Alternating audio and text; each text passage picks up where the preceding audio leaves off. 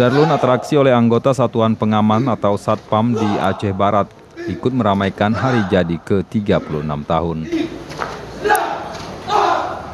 Peringatan tahun ini berlangsung meriah di halaman Mapolres setempat dengan Inspektur Upacara Pelaksana Tugas Bupati H. Rahmat Fitri Hadi. Sebagai salah satu dari 11 program prioritas.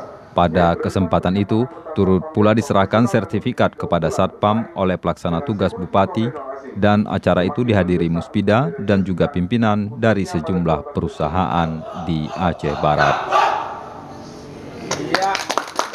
Penampilan kemahiran Satpam dari PT Mifa Bersaudara dengan cara menggunakan tongkat dan borgol dalam menangkap pelaku kejahatan.